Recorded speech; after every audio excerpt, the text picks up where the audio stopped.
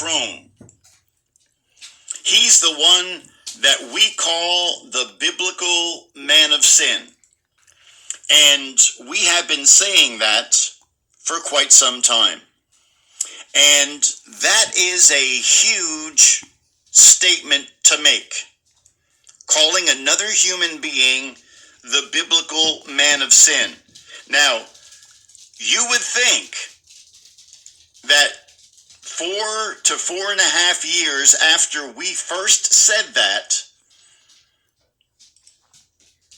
maybe something like that wouldn't age so well. That something would happen to say, okay, you took a shot, it didn't work, he's not the guy, he's just another political leader. But no. Here we are over 4 years later, and the man that we call the biblical man of sin, who the Bible calls in Isaiah 10 verses 5 and 6, the Bible calls the biblical man of sin the Assyrian with a capital A. Paul calls him the son of perdition. And we call him Emmanuel Macron. Now, did you know that Emmanuel Macron was one of Klaus Schwab's young global leaders? Of course you do. I played that clip about 45 minutes ago.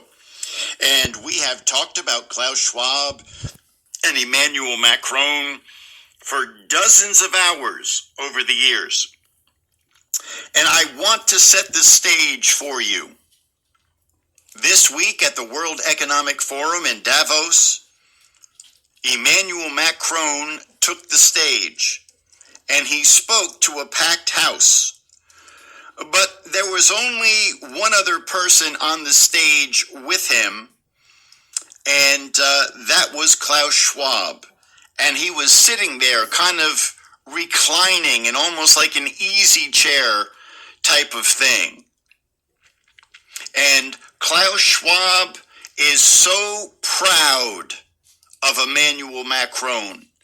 He is so proud of the job that Macron has been doing ever since Schwab worked to put him into power.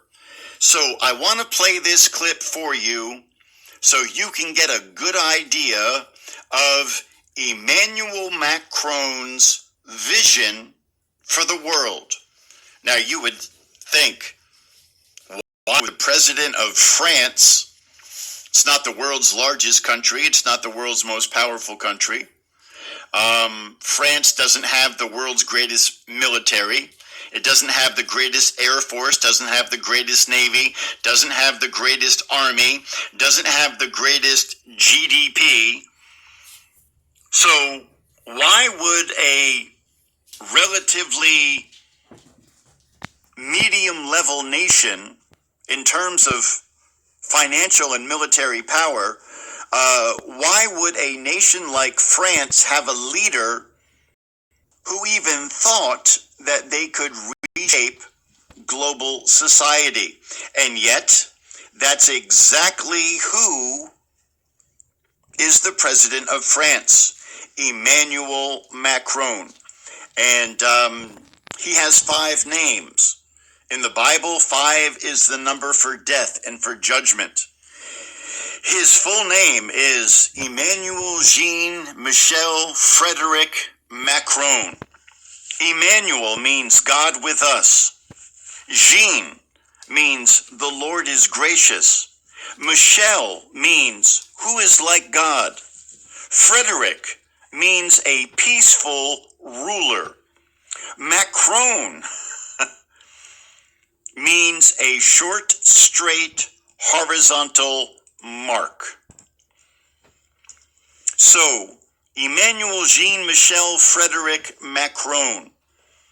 This is the man that we say and have said for years now, he is the biblical man of sin. Let's listen to what he said at the World Economic Forum to a packed house while his mentor and leader and benefactor, Klaus Schwab, who was the only other person on the stage, sat back, nodding his approval.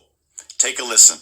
We need an effective agenda to ensure that Russia cannot and will not win in Ukraine. A two-state political solution, which is the only one that will allow stability and peace for Israel.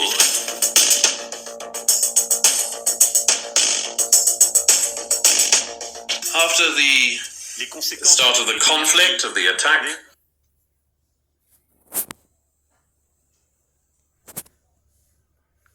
by Russia on Ukraine, the Inflation Reduction Act in the US, Europe has a huge issue with the cost of energy and with decarbonization.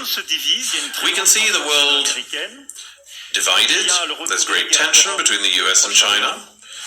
In the Middle East, the risk for the Europeans is that they would end up with the wrong agenda, or with an agenda that is too slow. So, let me talk about my strong beliefs. How do I envision the future? First of all, we shall do everything we can to keep the world together. We must not fall victims to the risk of division. We need an effective agenda to ensure that Russia cannot and will not win in Ukraine. It is the fate of Ukraine, but it is also the fate of our values, our collective security in Europe, in the Caucasus. In order to achieve this, 2024 will be a pivotal year for Europeans. We must prove that we can be visible, that we can make more efforts, whatever may happen in the United States. We will also need to work for solutions in the Middle East. We will need to fight against terror groups which are destabilizing both security but also world trade. Look at what the Houthis are doing in the Bab el-Mandeb and elsewhere. Humanitarian action. France is calling for massive aid and interventions to help on the ground in Gaza.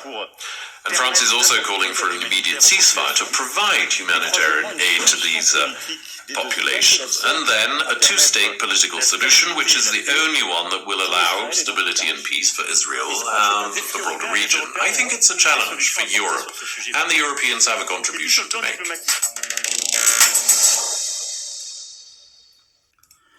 So there you have, spoken through the words of his interpreter, the global vision that French President Emmanuel Macron presented at the World Economic Forum in front of his mentor and benefactor, Klaus Schwab. And Emmanuel Macron has decreed that lose the war, that Israel should immediately have a ceasefire and form a Palestinian state. And Emmanuel Macron wants to radically impose carbon tax and climate change tax and all those other things. Emmanuel Macron remains the man of the hour, and he reconfirmed that this past week at the World Economic Forum 2024. And honestly, he's the only guy on our list. I look at King Charles and I see some creepy things, but I don't see that. I look at Donald Trump and I see some creepy things, but I don't see that. Any other world leader that I look at, they all have tantalizing little bits here and there. But in terms of somebody who would qualify to be the biblical man of sin, right down to the fact that in his DNA, he is part Jewish and he is part Assyrian. And go and read the article. We already did the research. I mean, that article has been up for over 4 years now. And Emmanuel Macron remains our number one, far and away pick for the biblical man of sin. That could all change. We could absolutely be mistaken about it. But, I mean, this is more than 4 years now, and it doesn't look like we're wrong about it. But time will tell. We shall see. All right, take a listen to this.